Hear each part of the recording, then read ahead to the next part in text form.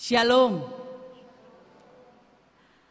Saudara-saudari yang kekasih dalam nama Tuhan Yesus, perkenankanlah kami para pelayan jemaat menyampaikan selamat datang kepada Bapak, Ibu, dan saudara-saudari.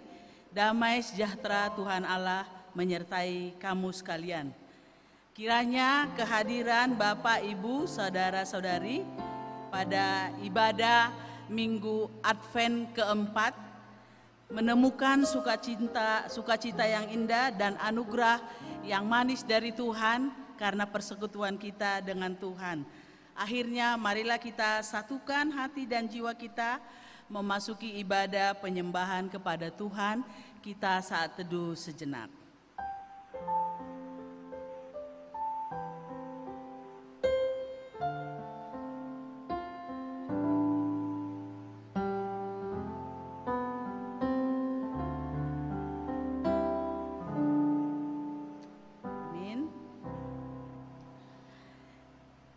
Kita memuji Tuhan dari Kidung Jemaat nomor 162 ayat 1 sampai 3, Hosiana Putra Daud.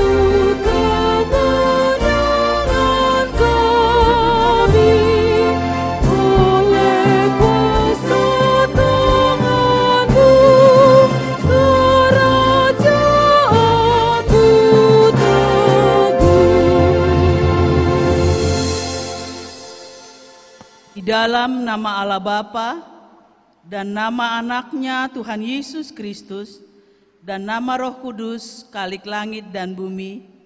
Amin. Hai langit, teteskanlah keadilan dari atas dan baiklah awan-awan mencurahkannya. Baiklah bumi membukakan diri bertunaskan keselamatan. Langit menceritakan kemuliaan Allah dan cakrawala memberitakan pekerjaan tangannya. Haleluya. Haleluya. Haleluya. Haleluya.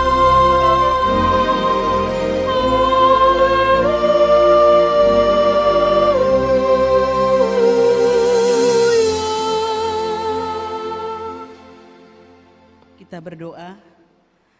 Ya Allah Bapa kami mengucap syukur kepadamu dengan segenap hati kami, karena Engkau telah menyuruh anakmu Yesus Kristus Tuhan kami untuk melepaskan kami dari genggaman iblis, dosa dan maut. Kami mohon kepadamu, terangi dan kuasailah hati kami dengan Roh-Mu yang kudus, agar kami jangan memandang hina kepadanya, karena kerendahannya itu. Tolonglah kami agar kami mengenal Dia Raja yang telah datang itu, yang harus disembah oleh semua umat manusia di dunia ini. Amin.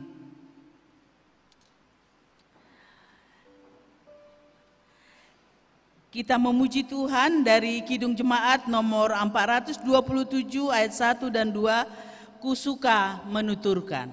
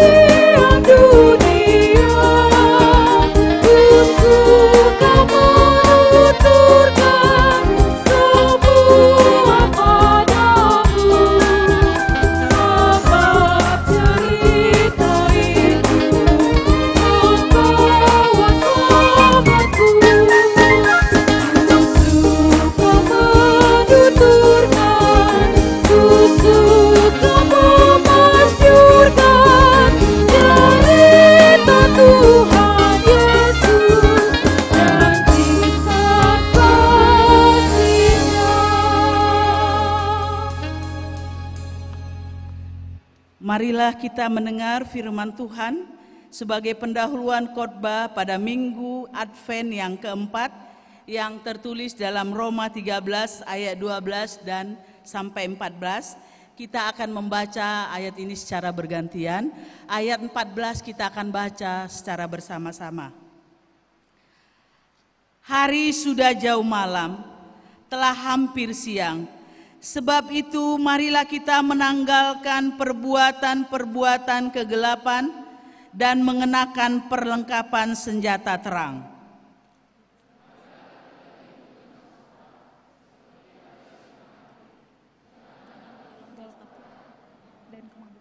Jangan dalam pencabulan dan hawa nafsu, janganlah dalam perselisihan dan iri hati. Bersama-sama. Tetapi kenakanlah Tuhan Yesus Kristus sebagai perlengkapan senjata terang, dan janganlah merawat tubuhmu untuk memuaskan keinginannya. Demikianlah firman Tuhan. Berbahagialah setiap orang yang mendengar firman Allah, yang menghayati serta mengamalkannya. Amin.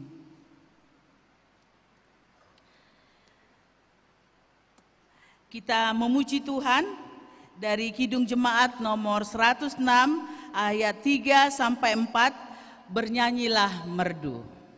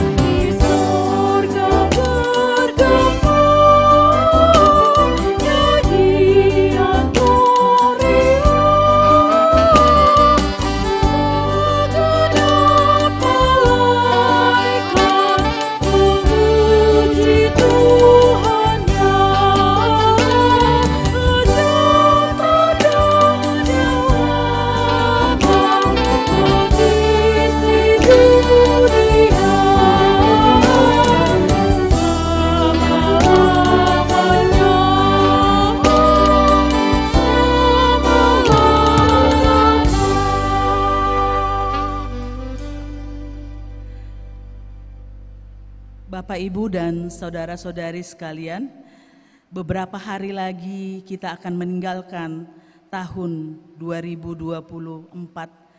Mari kita merenungkan selama bulan Januari sampai saat ini. Mungkin ada banyak hal-hal yang kita lakukan yang tidak menyenangkan hati orang tua, hati saudara, hati keluarga, terlebih hati Tuhan. Mari kita dengan segala kerendahan hati mengakui semua kegagalan kita di hadapan Tuhan. Mari kita berdoa kepada Tuhan dalam hati kita masing-masing.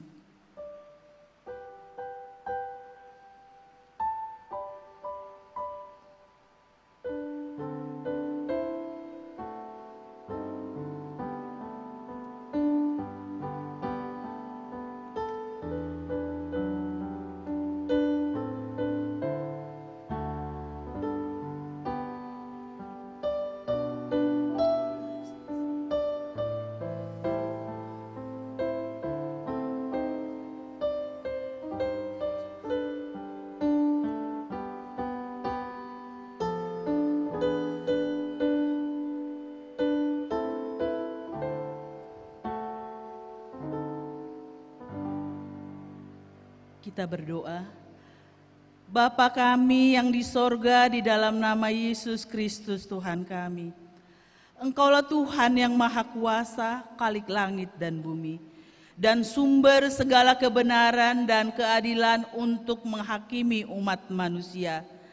Kami datang bersembah sujud di hadapan-Mu untuk menyesali dosa dan kejahatan kami, karena perbuatan dan pikiran kami yang melanggar hukum-Mu. Kami senantiasa menuruti godaan setan, hawa nafsu dan tabiat kami yang jahat itu. Sepantasnya lah kami menerima ganjaran sesuai dengan kejahatan kami. Tetapi kami telah sadar akan kejahatan kami, sehingga kami datang ke hadapan-Mu untuk menyerahkan diri dan menyesali segala dosa kami. Tolong dan kasihanilah kami, ampunilah segala dosa dan kesesatan kami, dan suruhlah Roh-Mu yang kudus itu untuk menerangi pikiran dan jiwa kami, supaya kami dapat berbuat baik dan mematuhi segala kehendak-Mu di dalam kebenaran, sehingga kami beroleh hidup yang kekal. Di dalam pengasihan Tuhan Yesus Kristus, Tuhan kami. Amin. Janji Tuhan tentang pengampunan dosa. Tuhan adalah penyayang dan pengasih, panjang sabar dan berlimpah-limpah kasih setianya. Tidak dilakukannya kepada kita setimpal dengan kesalahan kita. Seperti Bapa sayang kepada anak-anaknya, demikianlah Tuhan sayang kepada orang yang takut akan Dia. Segala kemuliaan bagi Allah di tempat yang maha tinggi. Amin.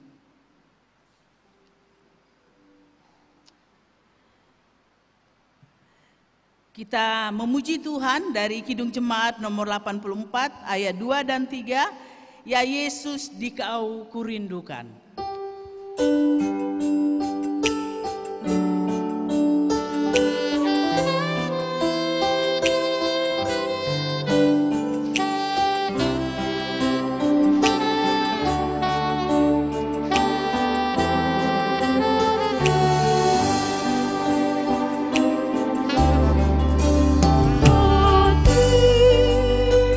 Hatiku biar kau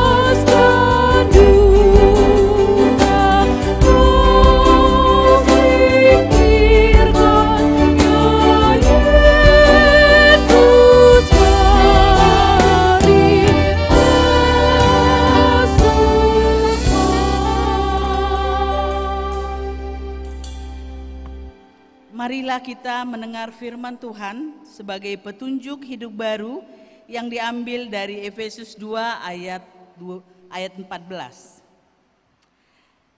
Karena dialah damai sejahtera kita yang telah mempersatukan kedua pihak dan yang telah merubuhkan tembok pemisah, yaitu perseteruan. Sekali lagi saya baca ya.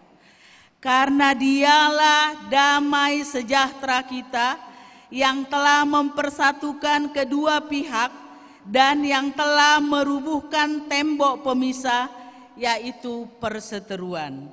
Marilah kita sama-sama memohon kekuatan daripada Tuhan. Ya Allah Bapa kami, berilah kami kekuatan untuk melakukan yang sesuai dengan firman-Mu. Amin. Kembali kita memuji Tuhan dari pelengkap Kidung Jemaat nomor 165 ayat 1 dan 2, Janji yang Manis.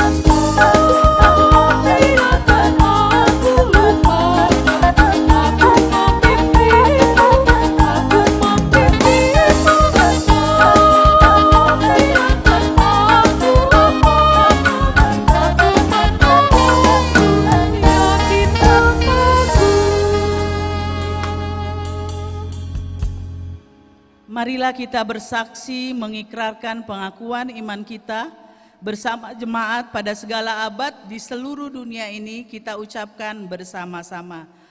Aku percaya kepada Allah Bapa yang Maha Kuasa, Khalik langit dan bumi.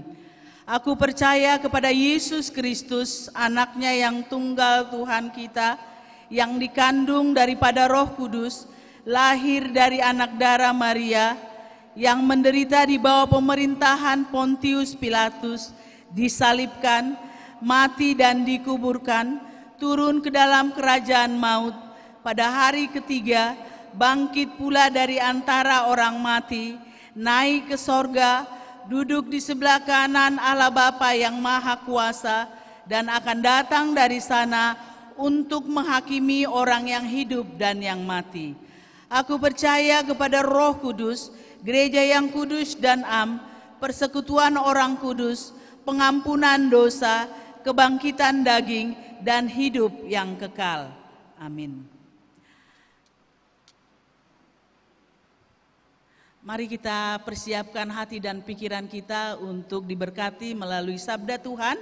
Kita memuji Tuhan dari pelengkap Kidung Jemaat nomor 169 ayat 1 sampai 3, Surya Kencana, Riang dan Ramah.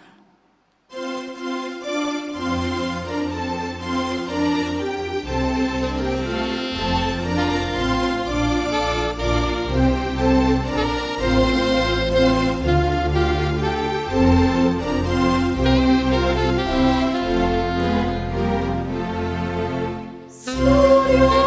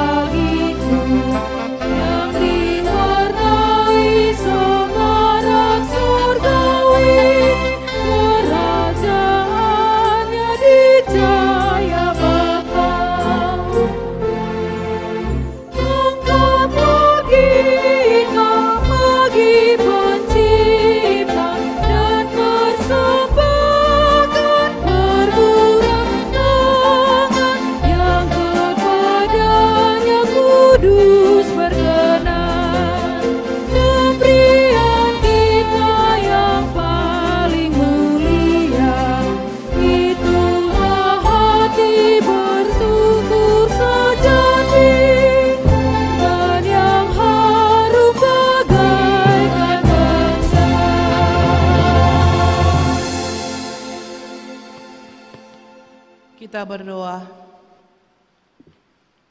Kiranya damai sejahtera Allah yang melampaui segala akal pikiran memberkati hati dan pikiran kita di dalam Kristus Yesus Tuhan kita. Amin. Mari kita buka Yesaya 60 ayat 1 sampai 7. Kita akan baca secara responsoria. Saya akan membaca ayat yang ganjil. Bapak, Ibu, dan saudara kasih dan saudara-saudara boleh membaca ayat yang genap.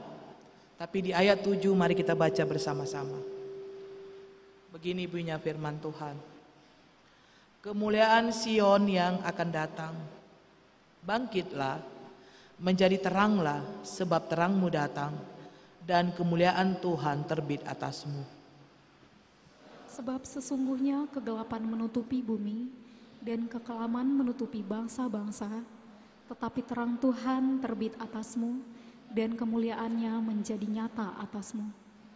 Bangsa-bangsa berduyun-duyun datang kepada terangmu, dan raja-raja kepada cahaya yang terbit bagimu. Angkatlah mukamu dan lihatlah ke sekeliling. Mereka semua datang berhimpun kepadamu. Anak-anakmu laki-laki datang dari jauh, dan anak-anakmu perempuan digendong. Pada waktu itu engkau akan heran melihat dan berseri-seri. Engkau akan tercengang dan akan berbesar hati, sebab kelimpahan dari seberang laut akan beralih kepadamu, dan kekayaan bangsa-bangsa akan datang kepadamu. Sejumlah besar unta akan menutupi daerahmu, unta-unta muda dari Midian dan Eva. Mereka semua akan datang dari Sheba, akan membawa emas dan kemenyan, serta memberitakan perbuatan masyhur Tuhan. Kita baca bersama. Segala kambing domba Kedar akan berhimpun kepadamu, domba-domba jantan Nebayot akan tersedia untuk ibadahmu. Semuanya akan dipersembahkan di atas mezbahku sebagai korban yang berkenan kepadaku. Dan aku akan menyemarakkan rumah keagunganku. Demikian firman Tuhan. Yang berbahagia ialah orang yang mendengar, menghayati, serta melakukan firman Tuhan dalam kehidupan sehari-hari. Saudara-saudara terkasih dalam nama Tuhan Yesus Kristus, ini adalah minggu-minggu terakhir sebelum kita menyambut Natal. Kalau kita beribadah di mana-mana, akan kita melihat semaraknya hiasan Natal. Sebagai tanda kita mau menyambut ataupun merayakan kelahiran Kristus Sang Juru Selamat. Jikalau di balik kemegahan-kemegahan, kita juga akan melihat perayaan-perayaan Natal yang begitu megah.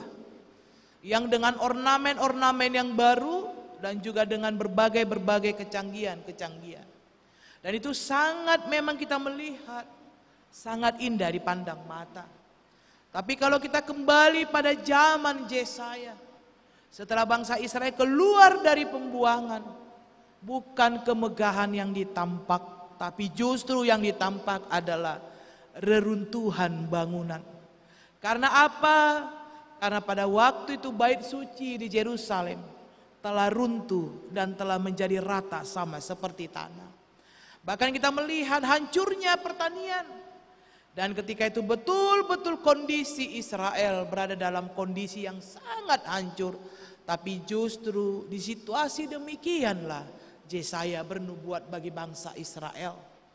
Penderitaan demi penderitaan bukan kesemarakan menyambut datangnya Natal atau kelahiran Mesias. Tapi justru penderitaan, lambang ataupun simbol-simbol kehancuranlah yang harus dihadapi. Tapi justru Yesaya menyatakan supaya umat di tengah-tengah persoalan yang ada, di tengah-tengah reruntuhan sekalipun, supaya imannya tidak runtuh di hadapan Tuhan. Supaya kehidupannya tidak runtuh, tapi justru memberikan semangat. Tapi memang mampukah kita bersemangat di tengah-tengah penderitaan? Mampukah kita tetap tersenyum ketika penderitaan datang?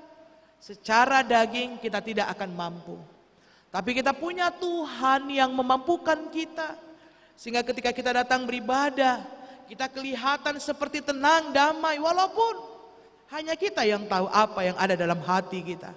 Hanya kita yang tahu apa yang ada dalam pikiran kita. Berbagai persoalan kita hadapi. Tapi kita boleh datang. Itu karena kita punya keyakinan bahwa Tuhan akan memampukan kita melewati setiap persoalan di tengah-tengah kehidupan kita. Dan justru di tengah-tengah situasi itulah Yesaya bernubuat kepada bangsa Israel, memberikan semangat. Hari ini kita akan belajar 3 hal yang boleh kita ambil ketika kita akan menutup Advent keempat. Sudah 3 kali kita beradvent dan ini adalah Advent keempat. Karena beberapa hari lagi kita akan menyambut hari Natal, kelahiran Kristus. Kita menutup Advent dengan satu pandangan, bagaimana mempersiapkan diri merayakan kelahiran Kristus di tengah-tengah kita.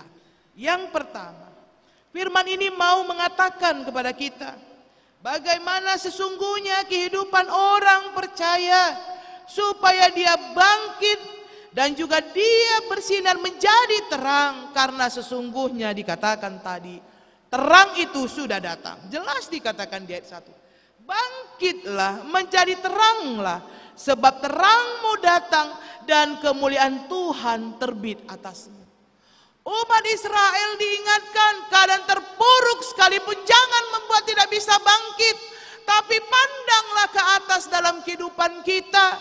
Justru kalau kita melihat ke bawah, melihat kondisi kita, kita tidak akan pernah tahu bersyukur. Tapi justru ketika kita memandang ke atas, di situ akan kita melihat bahwa Tuhan itu menyuruh kita bangkit dari keterpurukan.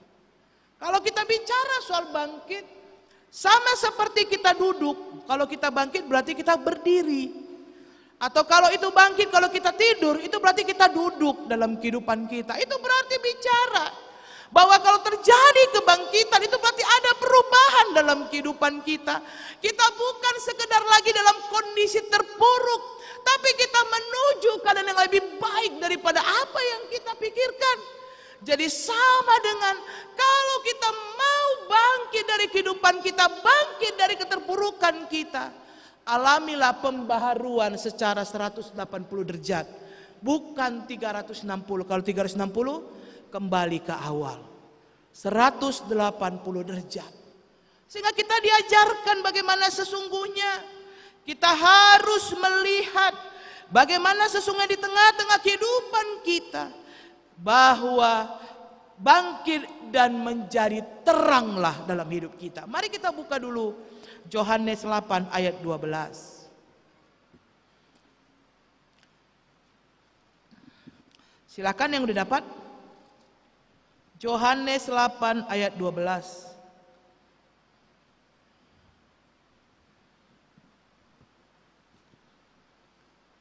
Ya, silakan. Yang di depan. Maka Yesus berkata pula kepada orang banyak, katanya, "Akulah terang dunia, barang siapa mengikut aku, ia tidak akan berjalan dalam kegelapan, melainkan ia akan mempunyai terang hidup." Ya, dikatakan Yesus itu terang dunia. Barang siapa mengikut aku, ia tidak akan berjalan dalam kegelapan, melainkan ia akan mempunyai terang hidup. Kalau kita itu sudah datang kepada Kristus, itu berarti hidup kita tidak boleh lagi dalam kegelapan. Karena Kristus sang terang itu telah menerangi kehidupan kita di dalam hidup kita. Makanya jujur saja kepada diri kita. Kita orang Kristen banyak sebenarnya. Kita katakan kita sudah menerima terang, tapi hidup kita tidak diterangi oleh Kristus itu. Kita katakan kita percaya kepada Tuhan, tapi kita belum hidup sesungguhnya sebagai orang Kristen itu. Sehingga kalau dikatakan bangkit menjadi teranglah, sebab terangmu sudah datang, itu mau katakan kepada kita bahwa dalam kehidupan kita beranjaklah dari keterpurukan kita, beranjaklah dari dosa kita, beranjaklah dari hidup kita yang lama, dan gapailah terang Kristus dalam kehidupan kita. Sehingga ketika kita mengalami mendapatkan terang Kristus, maka akan terjadi perubahan-perubahan hidup. Apa perubahan yang terjadi? Yang pertama yang pasti, ketika kita berada pada terang Kristus, yang pertama terjadilah peningkatan kualitas diri dalam hidup kita. Jadi ada step yang naik ke atas, di upgrade. Karena apa? Karena kita sudah bangkit. Bukan lagi hidup yang biasa-biasa. Kualitas hidup diri kita sudah naik. Kalau dulu belum hidup dalam terang, berdoa cuma pada waktu makan. Kalau sudah hidup dalam terang, membuka hari berdoa, apalagi makan, menutup hari berdoa. Bahkan punya waktu-waktu doa sama Tuhan. Itu kalau orang hidup dalam terang. Bukan sekedar seperti anak-anak, buat dulu doa. Ya Tuhan, berkati makanan kami ini, amin. Doa hafalan. Tapi orang yang sudah bangkit, dia mengalami pembaharuan, itu nampak dari kualitas hidupnya. Berdoa pun dia sudah tahu bagaimana berdoa dengan benar, bagaimana mengisinya dengan benar, karena dia tahu doa adalah napas kehidupan orang Kristen. Itu berarti sesering dia bernafas, sesering itulah dia berdoa. Itu menunjukkan kualitas diri. Orang yang sudah mengalami kebangkitan dalam hidupnya, maka dia pun akan mengalami yang namanya yang kedua, apa itu? Persaingan sehat. Hati-hati kalau kita mau nyenggol-nyenggol kawan hanya karena masalah tempat atau masalah istilahnya supaya kita dapat jabatan kawan. Hati-hati, sesungguhnya kau belum bangkit dari keterpurukan. Sesungguhnya kau belum mengalami terang Kristus. Kalau orang dalam kehidupannya dia mengalami terang Kristus, bersaing secara sehat, bukan dengan cara tidak sehat. Dia percaya diri dengan kualitas hidupnya. Dia percaya diri dengan dirinya sendiri, punya kualitas hidup. Sehingga ketika dia mampu menghadapi sesuatu persaingan, dia percaya diri menghadapi persaingan. Dia tidak perlu busuk-busukkan kawan. Dia tidak perlu menjelekkan kawan. Karena dia yakin dia punya keunggulan dibanding yang lain. Sehingga itulah orang yang menjadi terang. Percaya diri, punya kualitas, tidak senggol kawan, tapi yakin bahwa apapun yang dia kerjakan, dia akan menunjukkan kualitas dirinya, orang yang sudah bangkit dari keterpurukan. Lalu yang ketiga juga mau katakan, bagaimana sesungguhnya orang yang sudah hidup dalam terang, dia akan meninggalkan kehidupan dunia hedonisnya. Tapi dia akan beranjak bagaimana sesungguhnya kehidupan yang benar di dalam Tuhan. Dia tidak menganggap dunia ini hanyalah sebagai pemuas kebutuhan belaka. Tapi dia melihat justru kehidupannya akan dipuaskan ketika dia memiliki hubungan dengan Tuhan. Siapakah di antara kita yang bisa mengatakan dunia ini sudah memuaskan hidupku? Tapi justru kita akan berani katakan Tuhan sudah memuaskan hidupku. Karena apa? Karena perjalanan hidup bersama dengan Tuhan mendatangkan kepuasan jiwa. Tapi jangan cari kita kekayaan di dalam Tuhan secara materi. Kekayaan itu apa? Kekayaan itu adalah tambahan dari Tuhan. Makanya carilah dahulu kerajaan sorga, maka semuanya akan ditambahkan kepadamu.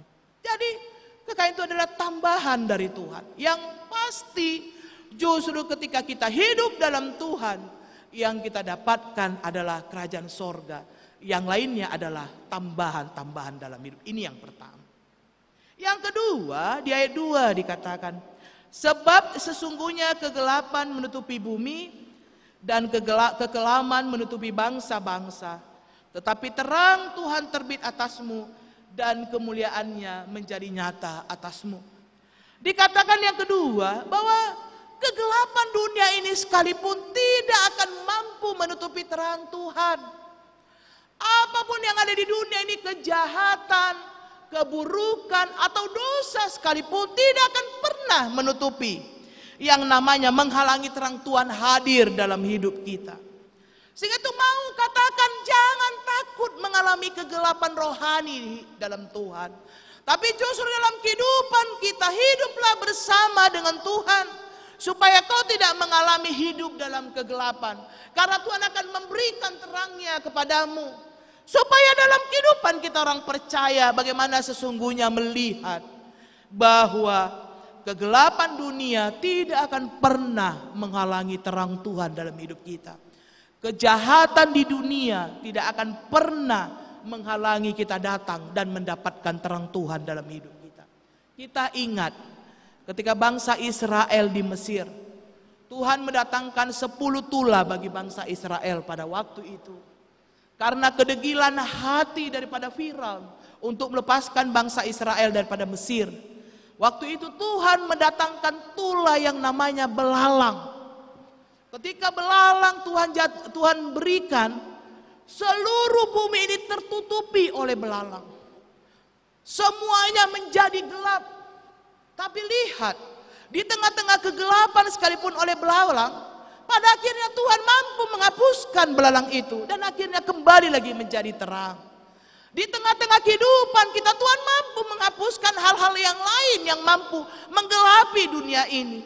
Tuhan bahkan mampu menutupi ataupun membuang segala hal yang menghalangi kita datang kepada Tuhan. Apa yang menghalangi? Yang pasti dosa. Dosa itulah yang menghalangi kita datang kepada Tuhan. Makanya Advent mau mengingatkan kita, kedatangan Kristus justru menghapus dosa itu. Supaya kita itu tidak lagi hidup di dalam kegelapan. Tapi kita juga diajak jangan hidup dalam kegelapan, tapi datanglah kepada terang Tuhan. Kegelapan tidak akan mampu menutupi terang Tuhan. Karena jikalau Tuhan sudah memberikan terangnya, tinggal kita menerima terang itu. Ketika terang itu kita terima, maka terang itu akan menyinari hidup kita. Dan ketika itulah kita hidup di dalam terang Tuhan. Kalau kita tidak terima terang itu, sampai kapanpun terang itu tidak akan menghampiri hidup kita. Dan pada akhirnya hidup kita itu hanya akan diliputi oleh kegelapan. Tapi yang pasti demikian pun kegelapan tidak akan mampu menutupi terang Tuhan. Kebaikan Tuhanlah yang membuat terangnya terus menyinari hidup kita. Supaya kita itu hidup dalam terang. Tuhan tidak menginginkan kematian orang fasik. Tuhan tidak menginginkan manusia mati dalam dosa. Yang Tuhan inginkan manusia kembali kepada jalan Tuhan. Yang Tuhan inginkan manusia kembali dan hidup di dalam terang Tuhan. Karena apapun ceritanya, terang Tuhan itulah yang menghidupi dan memampukan kita hidup di jalan kebenaran. Ini yang kedua.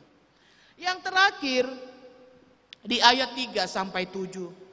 Sesungguhnya firman ini mau ingatkan bahwa bangsa Israel di tengah-tengah keadaan terpuruk, situasi kota hancur, bahwa firman Tuhan Yesaya ingatkan bahwa akan banyak orang datang kepadamu.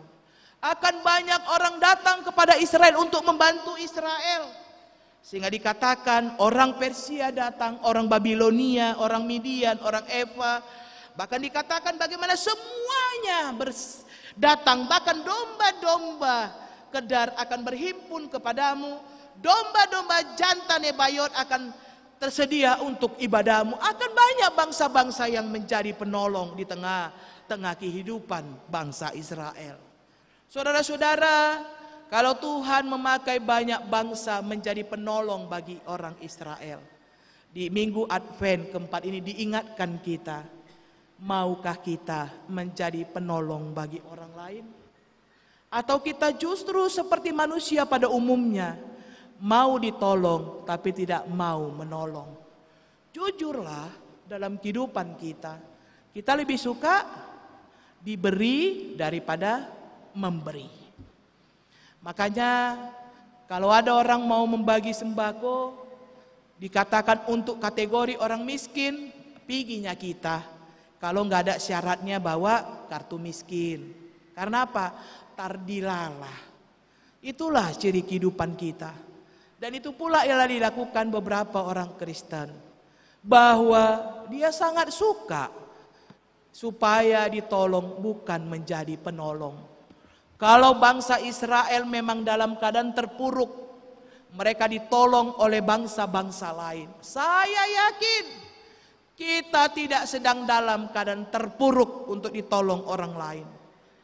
Tapi diingatkan bagi kita, orang percaya di minggu Advent keempat ini, jadilah penolong bagi orang lain. Supaya apapun yang kita miliki, jangan katakan mahasiswa kami nang pendeta. Kau pun bisa menjadi penolong bagi orang lain asalkan hatimu terbuka. Kau pun bisa membantu orang lain kalau kau tidak punya uang, yang lain bisa kau berikan asalkan hatimu terbuka. Kalau kita hanya memandang sebuah pertolongan dari sudut materi, hal yang salah.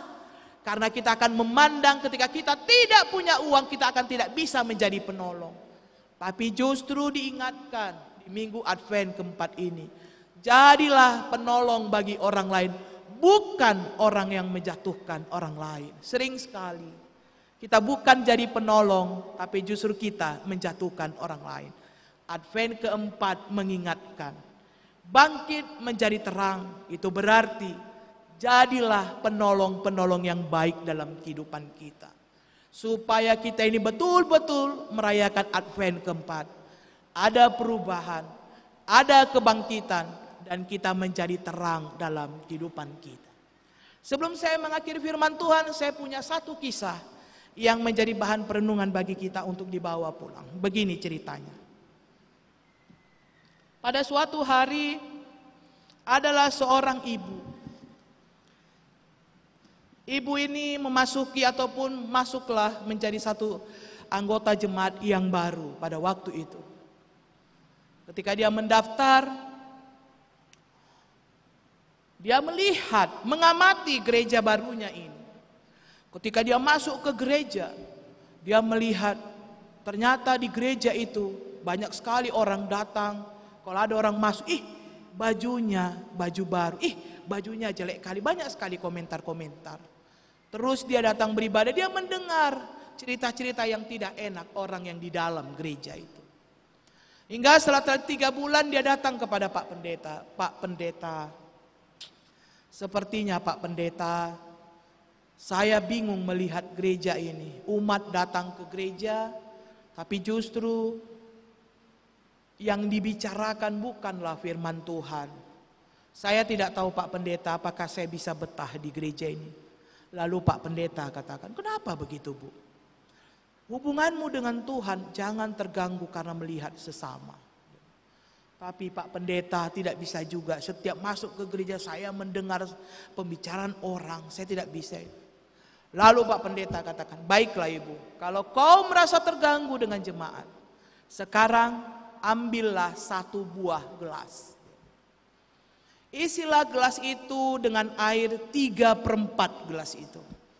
Dia katakan, tunggu Pak Pendeta ya, dia pergi, dia ambil. Sekarang, kebetulan gereja ini gereja yang besar. Putarilah gereja ini sebanyak 3 kali. Dari titik ini berputarlah kau 3 kali. Tapi ingat ya, ketika kau membawa gelas itu, jangan biarkan 1 tetes pun air tumpah dari gelas itu. Lalu si ibu berpikir, gampang ya kalau cuma putar 3 kali. Dia bawa gelas itu, dia jalan begitu. Tapi ketika dia sedang berjalan, dia mau berjalan cepat, ya namanya air, dia bergoncang. Lalu dia tersentak, air itu hampir jatuh. Pak Pendeta bilang tidak boleh tumpah. Karena dia takut jatuh, mulai dari tengah perjalanan, akhirnya dia hanya melihat gelas itu.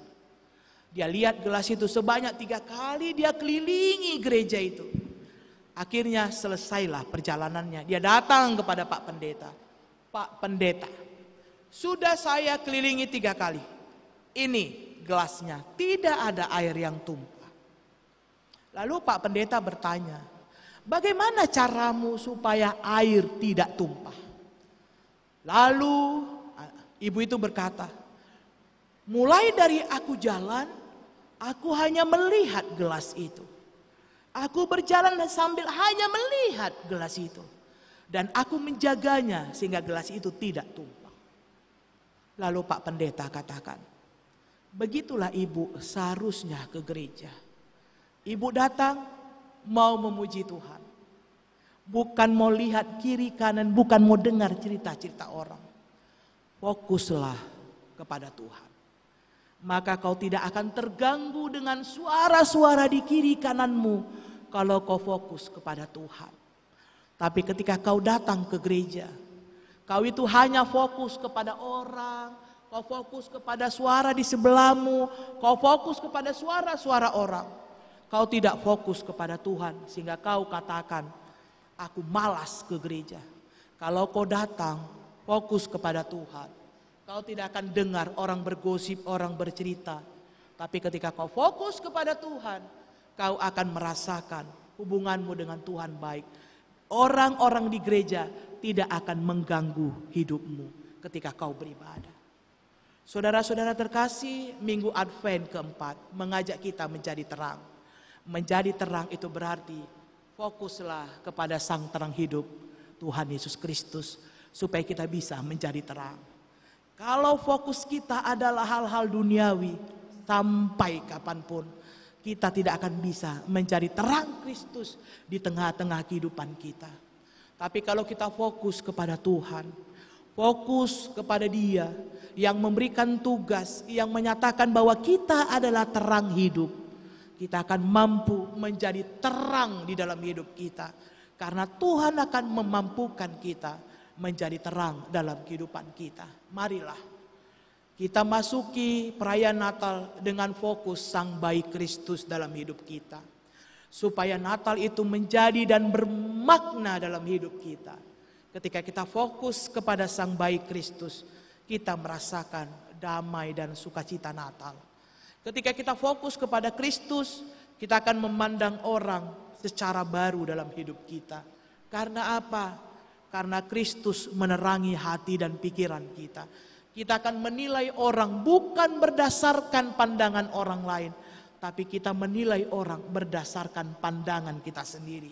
Karena saya yakin di tengah-tengah kehidupan kita juga banyak orang mau mengarahkan pandangan kita menilai orang lain dengan tidak benar. Tapi ketika terang Kristus hadir, kita bisa menilai orang secara jernih dan benar. Karena terang Kristuslah yang menerangi hati dan pikiran kita. Tapi kalau tidak ada terang Kristus, pikiran-pikiran kita pun akan ternodai oleh pikiran-pikiran dunia ini. Bangkit menjadi teranglah. Amin, kita berdoa.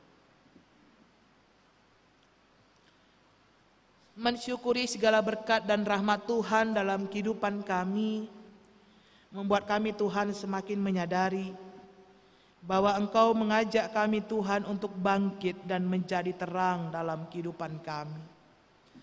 Di tengah-tengah dunia yang bengkok hati Tuhan, Kau menginginkan kami supaya kami membawa terang Kristus dalam hidup kami. Di tengah-tengah keterpurukan kami juga Tuhan, Engkau mengajarkan kami untuk menerima terang Kristus dan menjadi terang Kristus di tengah-tengah kehidupan kami. Di tengah-tengah kelemahan kami sekalipun Tuhan, Kau tetap memanggil kami supaya kami boleh Tuhan menjadi berkat bagi orang lain. Di tengah-tengah kepapahan dan kemiskinan kami, Kau juga mengajari kami untuk boleh menjadi saluran berkat bagi orang lain. Biarlah Tuhan, pikiran kami arahkan, kami fokuskan kepada Tuhan, bukan kepada diri kami sendiri. Karena ketika kami fokus kepada diri kami, maka yang kami pikirkan adalah hal-hal duniawi. Ketika kami fokus kepada diri kami, yang kami pikirkan adalah keinginan daging kami semata. Tapi kami percaya Tuhan, ketika Roh Kudus Tuhan diam di dalam hati dan pikiran kami, akan memampukan kami Tuhan, supaya kami boleh datang kepada terang Tuhan, disinari, sehingga kami mengalami kebangkitan hidup yang lebih baik bersama dengan Tuhan. Ya Bapa yang Maha Baik, berkati kami Tuhan, di minggu Advent keempat ini, kami yang akan menyambut hari kelahiran anak-Mu Yesus Kristus, merayakan hari Natal Tuhan dengan segala kerendahan hati. Kami mohon pimpinan Tuhan dalam hidup kami. Jadikan kami Tuhan menjadi anak-Mu yang setia, anak yang hidup di jalan kebenaran-Mu, yang mencintai kebenaran daripada Tuhan, mencintai hal-hal duniawi. Biarlah kuat kasih Tuhan yang memampukan kami supaya kami boleh hidup seturut dengan kehendak Tuhan, hidup sebagai terang Tuhan, dan hidup menjadi alat Tuhan di tengah-tengah kehidupan kami. Terima kasih Tuhan. Biarlah kebaikan Tuhan boleh hadir di tengah-tengah kehidupan jemaat-Mu Bapa, GKP Padang Bulan. Damai Natal, sukacita Natal menjadi milik jemaat-Mu Tuhan.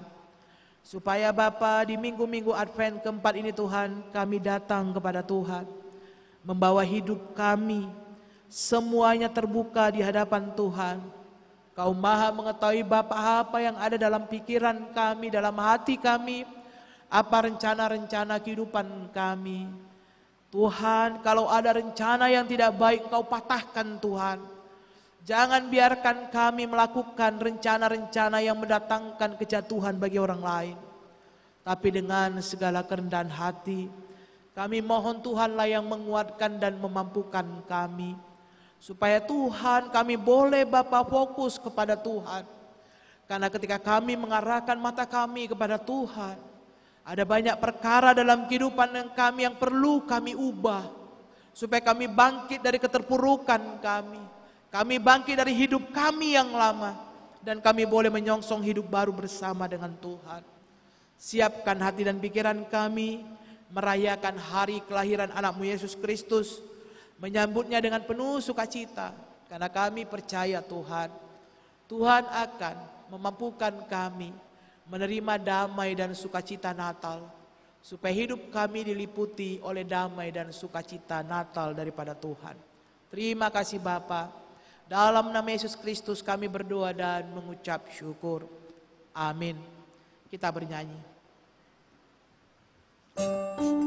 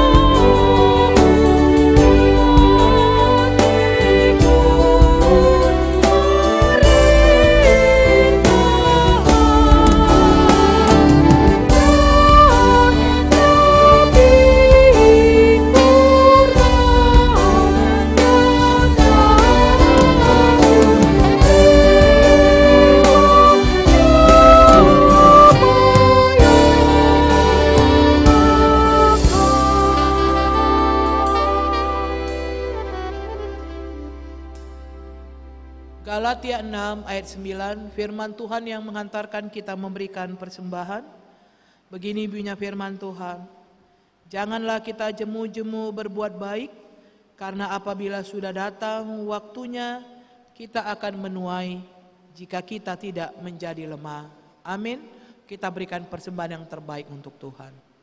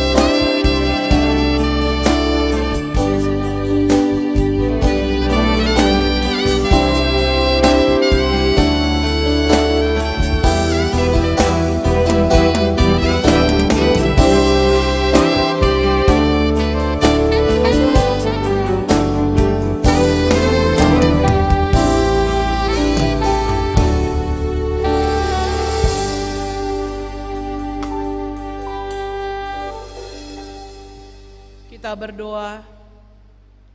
Ya Allah Bapa kami yang di sorga, kami mengaku dengan setulus hati, Engkaulah sumber segala berkat dan karunia.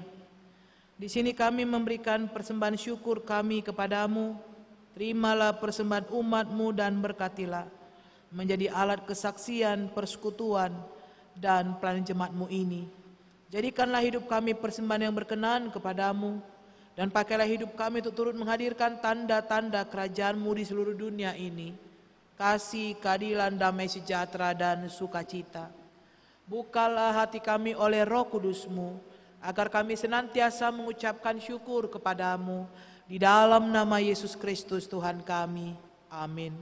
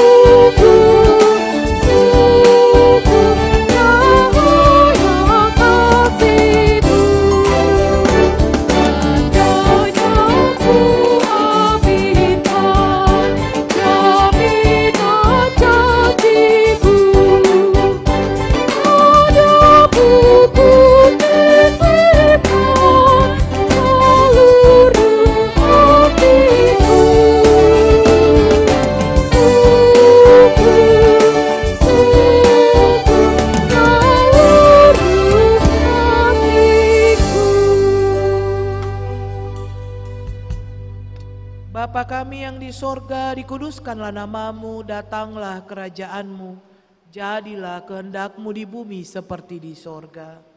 Berikanlah kami pada hari ini makanan kami yang secukupnya, dan ampunilah kami akan kesalahan kami, seperti kami juga mengampuni orang yang bersalah kepada kami. Dan janganlah membawa kami ke dalam pencobaan, tetapi lepaskanlah kami dari yang jahat.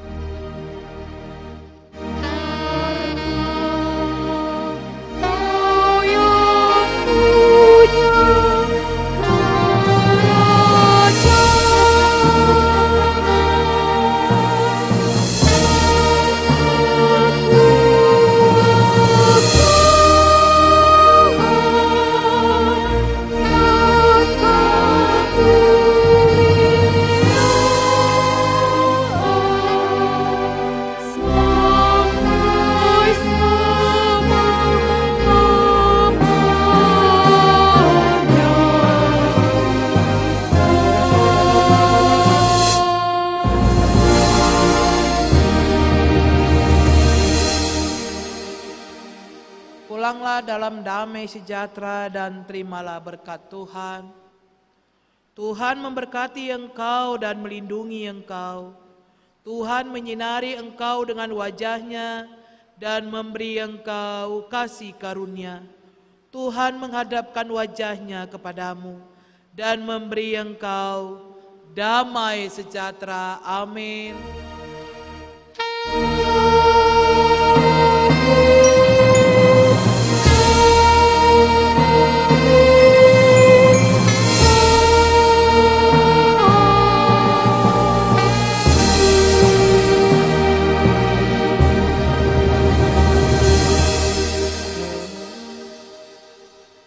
Shalom.